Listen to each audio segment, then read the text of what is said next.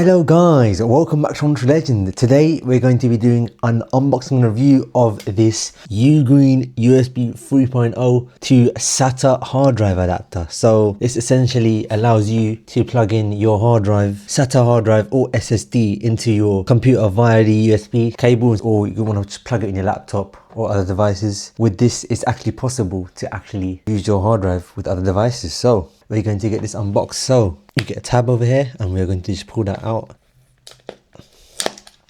And as you can see, we get the nothing's in the box. So we get the user instruction.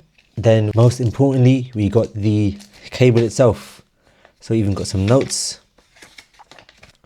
Gives you a little bit of specifications. Since it's USB 3.0, that means we should get fast speeds with this adapter. So let's get this opened up.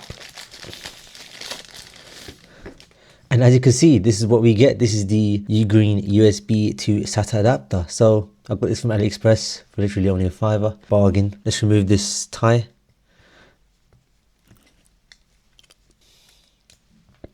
We got this to protect the USB via shipping. And then we've got the adapter right over here. So as you can see, made out of plastic. It's got a good build to it, but it is strong. So it's got a little indicator over here, so you can see whether it's powered on. And yeah, let's put a hard drive in it. So right now I've got a SanDisk SSD right over here, and we're going to plug that in over here. And as you can see, it fits in nice and snug, so I can have a nice little portable setup if I want to test different hard drives. We're going to do a speed test using this SSD because SSD is the fastest. So we're going to do a speed test and we're going to test it with various devices to see if it works. All right, so I've got the SSD right over here. And what we're going to do, we're going to now plug it into the PC and see how fast it actually is. So we're going to plug it in and we get a white LED indicator, as you can see right here. So yeah, let's see what shows up on the computer. So I've just plugged in the SSD in the computer. I've formatted it. I'm going to look for a big enough file, 78 megabyte file. We're going to see how long it takes to copy. So without further ado, we're going to copy and paste it. I'm going to tell how fast it is. And as you can see, it's actually quite fast, 157 megabytes per second. That is a fast, it is a fast SSD. So I just plugged this into a 320 gigabyte hard drive and we're going to see how it behaves when you plug into the computer. So we're going to put the microphone close.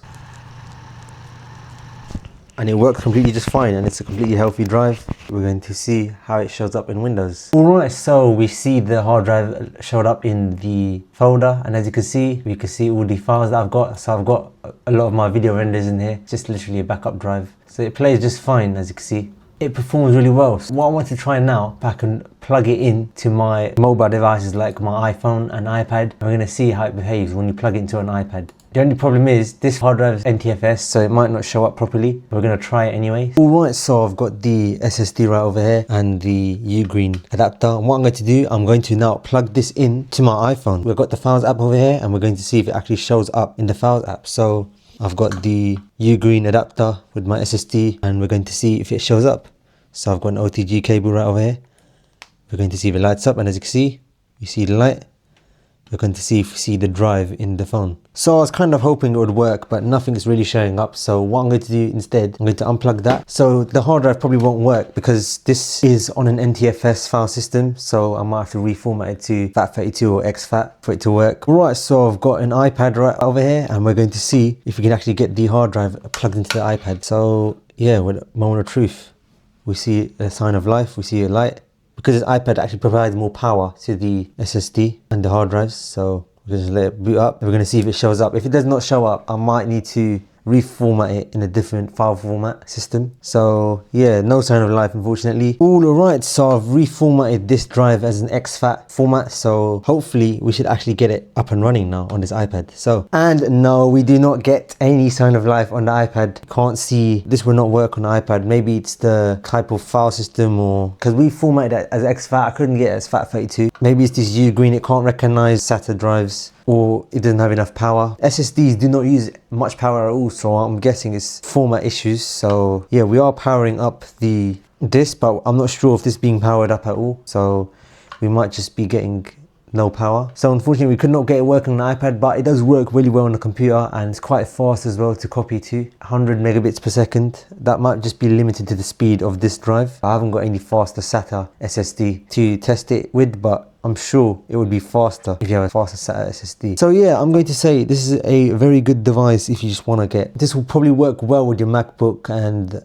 PCs and Linux computers. Of course, it won't work with mobile devices. It might work with an Android, but I've got no working Android device right now. So yeah, I'm gonna say this is a really good device. It's quite fast as well. USB 3.0. If you have a lot of hard drives laying around and you just wanna store some files on there, you can just have it external and just have it in different device and your PC. It's by a big brand, UGREEN, so it's good quality. And also this will work fine with Raspberry Pis, which is the main reason why I got this. I'm gonna get Windows on a Raspberry Pi using this drive and with this SATA drive, and hopefully that goes well. So this should work well with the Raspberry Pi. I'll put the link in the description where I actually put Windows on the Raspberry Pi. So I'm going to now end this video now. Thank you for watching and I'll speak to you in the next one.